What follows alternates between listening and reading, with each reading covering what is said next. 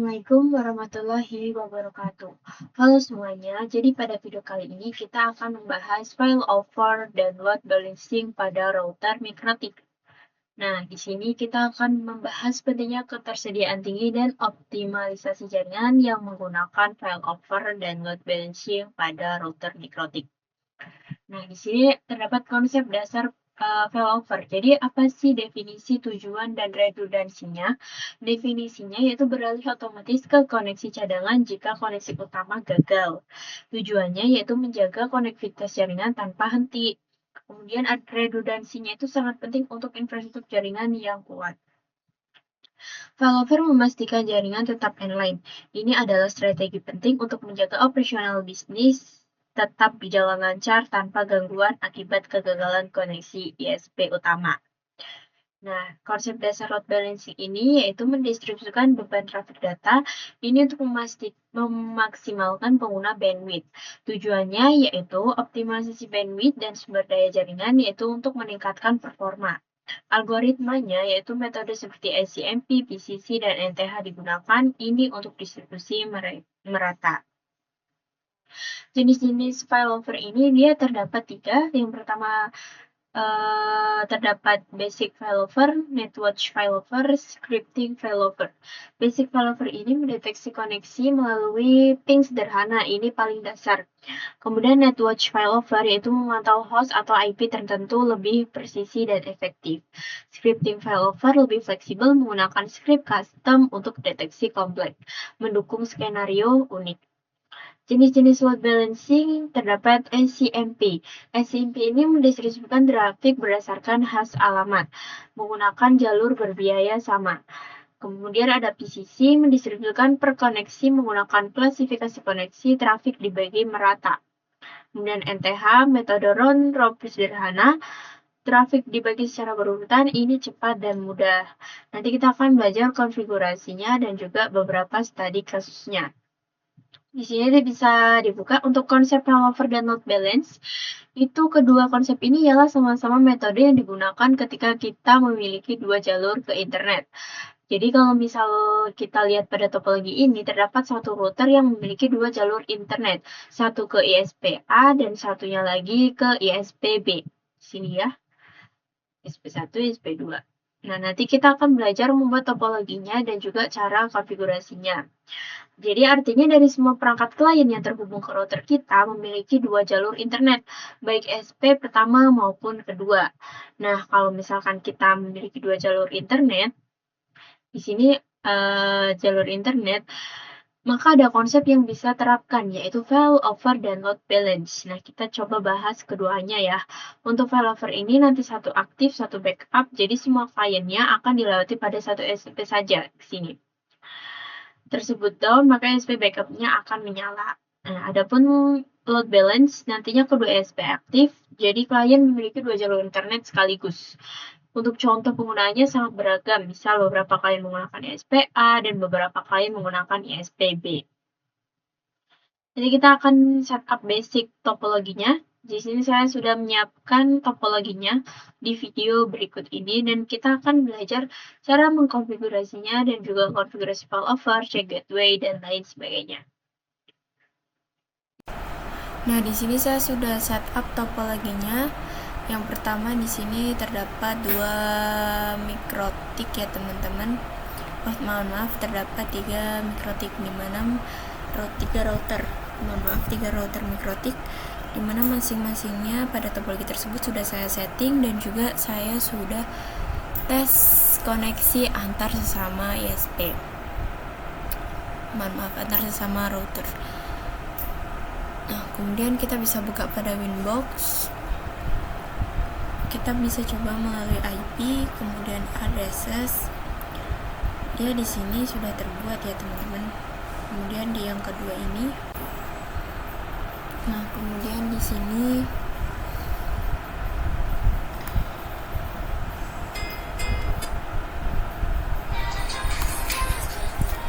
sini kita coba cek IP network print. Nah, dia sudah terdapat 2 ya teman-teman. Ether 1 ini dia memiliki IP sekian dan juga Ether 2. Nah, nanti dia muncul di rotate listnya.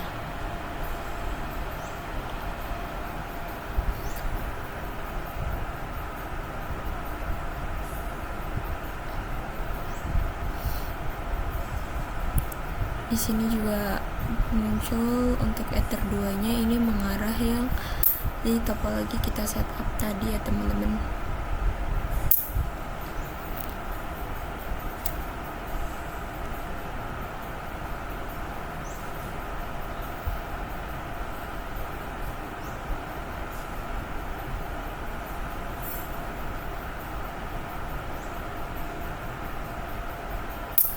Kemudian kita ke mikrotik yang berikutnya, ke router berikutnya, kita cek seperti biasa IP, kemudian ke addressesnya. Nah, di sini kita salah IP, kemudian ke routes. Nah, dia muncul ether 1 NIC yang tadi kita cek ya. Terdapat 2 ether, di mana ether satunya dia sudah memiliki IP. Kemudian kita di sini ubah menjadi ke ARP ke di sini ke ping ya teman-teman.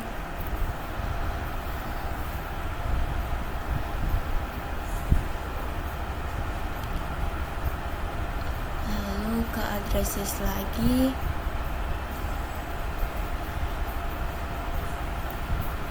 kita bisa lihat, nah dia sudah otomatis terbuat ya teman-teman.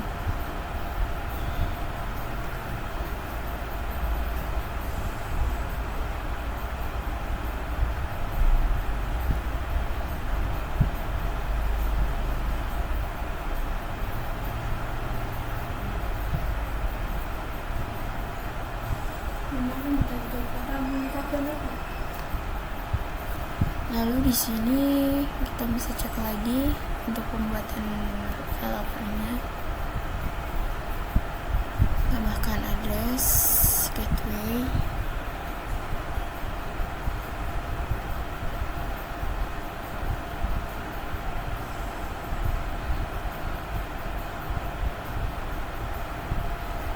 Oke teman-teman. Nah, di sini sudah DAC ini ya keterangannya, kemudian dest addressnya, gateway-nya kita ubah menjadi 192.168.1.1.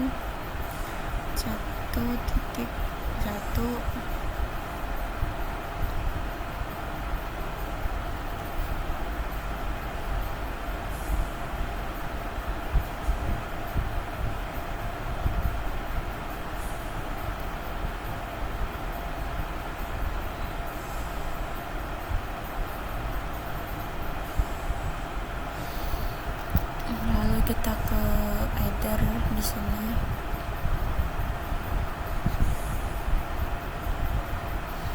Nah, kita bisa kembali ke terminal.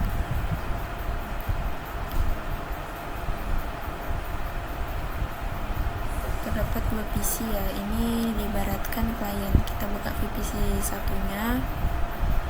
Kemudian kita IP DHCP.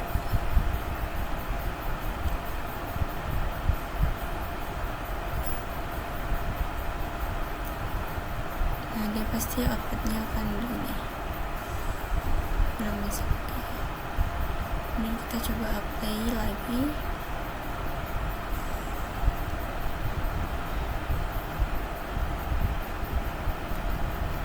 Lalu kita kembali ke topologi lagi ya teman-teman. Nah, di sini kita coba ke mikrotik yang ketiga ini. Kemudian untuk IP, kemudian DHCP servernya kita buat DHCP setup untuk ether bridge ya yang kita buat tadi. Kemudian di next saja sampai selesai. Untuk DNS nya kita bisa kosongin saja ya teman-teman, tidak perlu diisi. Tapi kalau misalkan teman-teman ingin buat juga bisa. Misalkan nih di sini saya buat DNS server aja, kita buat ya dengan 8.8 ini menuju ke internet ya teman-teman, mengarah ke internet. Lalu kita bisa kembali lagi ke VPC-nya, VPC yang pertama. Kemudian di sini kita buka lagi ya, kita reload lagi. Kita cek lagi IP DHCP. Nah, kita sudah muncul nih Dora, udah terkoneksi internet ya teman-teman, jadi internetnya tidak putus. Lanjut kita ke PC yang kedua, kita coba IP DHCP. Nah, dia juga bisa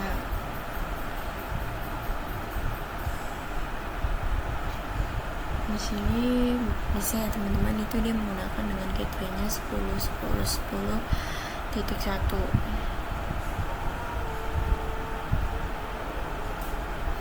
Kemudian kita coba ping ke internet, apakah bisa? Oke, dia belum bisa. Nah, untuk awal pasti request timeout ya teman-teman. Kita coba Ctrl C, kemudian nanti kita coba lagi untuk ping 88-nya, atau kita bisa cek ke mikrotik apakah ada yang salah, tapi kita coba dulu.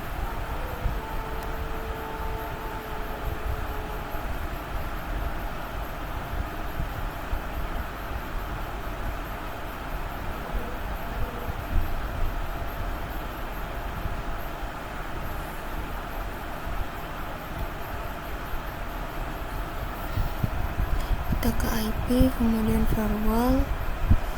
Nah, di net ini kita kan belum mengkonfigurasi net, jadi belum terkoneksi dengan internet ya teman-teman. Pasti dia bakal request timeout. Di sini kita buat konfigurasinya.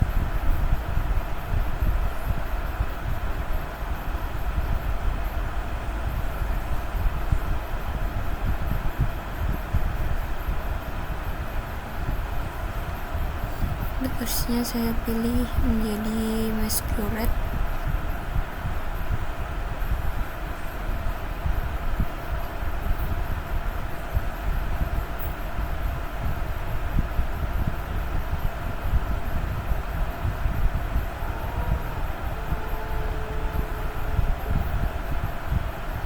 Dan kita add lagi untuk advance, kita kosongin saja. Maaf, kita buat ulang lagi. Generalnya kita ke letter 2 ya, out interface-nya. Kemudian actionnya Masquerade, kemudian apply dan juga OK.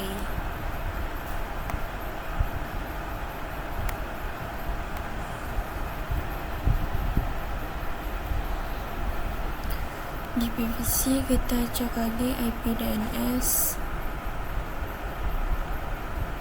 Nah, dia udah terkoneksi internet karena kita sudah mengkonfigurasi net ya teman-teman.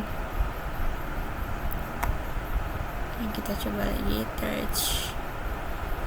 Oke, dia sudah mengeluarkan outputnya.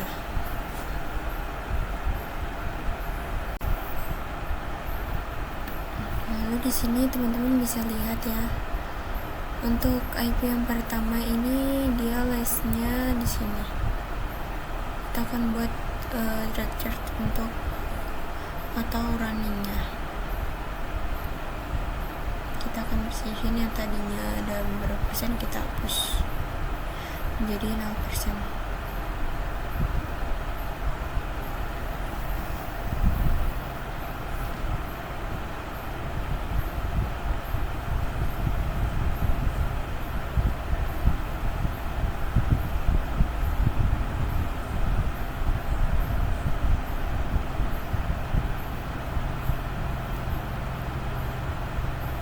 Lalu sini kita coba ping lagi.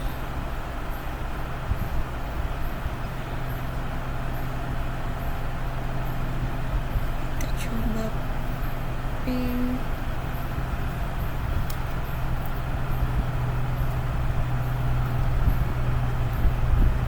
Ke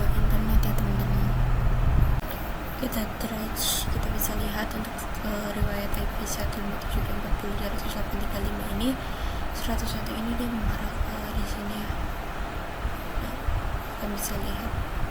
Kita coba nslookup.youtube.com.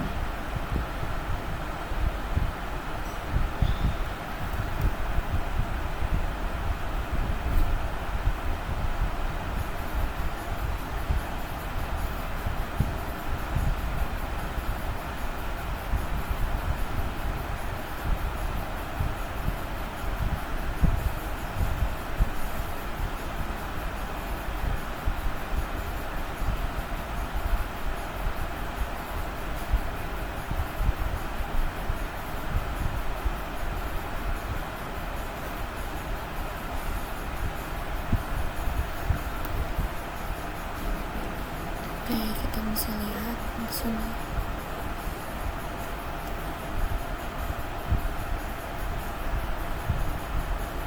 Nah, gitu ya. Kita kembali ke terminal pada Winbox-nya.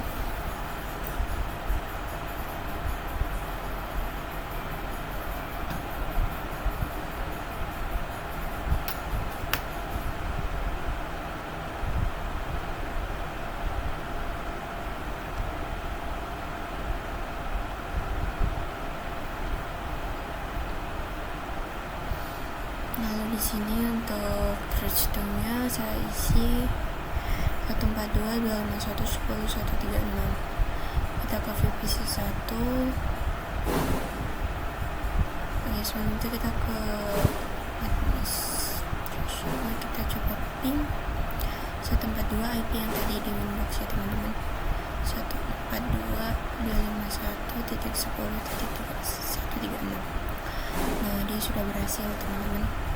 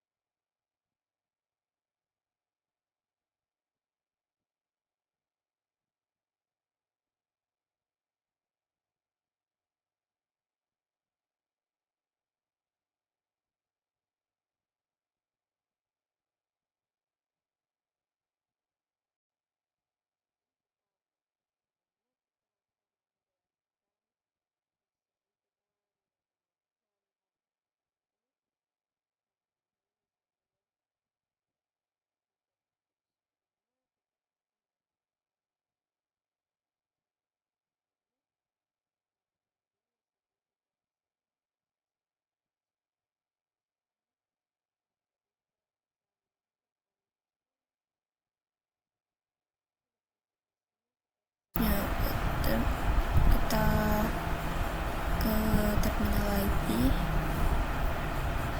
terminal yang ada di Pinet Telecom, kemudian IP dengan 10.10.10. Kita akan duplikat addressnya.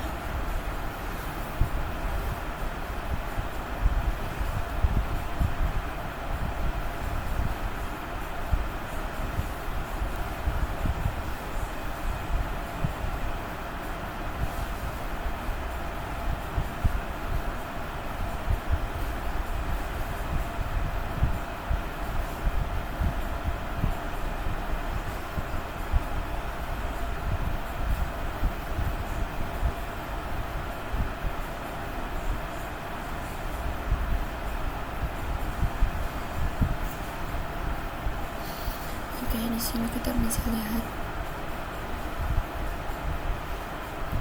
source address-nya. Kita mengarah ke 10.10.10.1 11 ya. Kemudian di sini actionnya kita ganti ke mark routing, kemudian apply. Lognya tidak usah dicek ya teman-teman. Kemudian routing mask-nya kita ke VPC 1.